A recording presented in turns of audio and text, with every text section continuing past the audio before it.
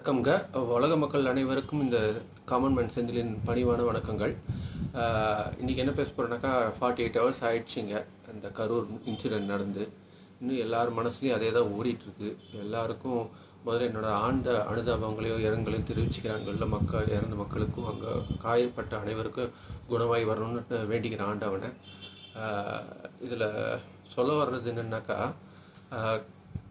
ஆக்சுவலாக நிறைய குழந்தைங்களும் பெண்களும் இறந்துருக்காங்க. ஆக்சுவலாக அது பார்த்தீங்கன்னாக்கா, நம்ம இன்றைக்கி பேசுகிறோம் நிறைய பெண்களுக்கு குழந்தைங்களுக்கெல்லாம் எவ்விதமாகவும் எந்த விதத்துலேயும் கஷ்டம் கொடுக்கக்கூடாது அப்படின்னு அரசியல்வாதியிலேருந்து எல்லாரும் பேசிகிட்டு தான் இருக்கோம்.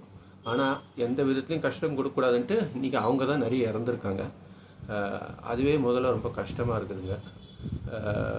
இது நம்ம அரசியலை தாண்டி ஜென்ரலாகவே ஒரு மனுஷனாக, ஒரு தமிழ்நாட்டில் இருக்கிற மனுஷங்களா வெக்கப்படணுங்க, வேதனைப்படணுங்க. நம்ம இல்லாமல் தான் அதுக்கு பொறுப்பு. ஒரு இடத்துக்கு ஒரு மீட்டிங்க்கு அவங்க மீட்டிங்க்குன்னு வந்திருக்க மாட்டாங்க. பாவம், அவங்க சினிமா நடிகர் விஜயை பார்க்குற மாதிரி வந்திருப்பாங்க. எல்லா அரசியல்வாதி சொல்கிற மாதிரியும் அவங்கள பொறுத்த வரைக்கும் விஜய் ஒரு ஆக்டர் அப்படி தான் பார்க்க வந்திருக்காங்க. அவங்க கூட்டின்னு வந்த குழந்தைங்களும் அந்த மாதிரி தான் வந்திருக்காங்க ஆசையாக. கடைசி படம் முடிய அந்த குழந்தைங்க பார்த்துருக்கோம். விஜய் டான்ஸை பார்த்து அதுங்க வீட்டில் ஆடி இருக்கும். அவங்க அம்மா அப்பா என்ன நினச்சிருப்பாங்க, விஜய் காட்டுறேன்னு வந்திருப்பாங்க. ஏன் காட்டுறேன்னு வந்திருப்பாங்க?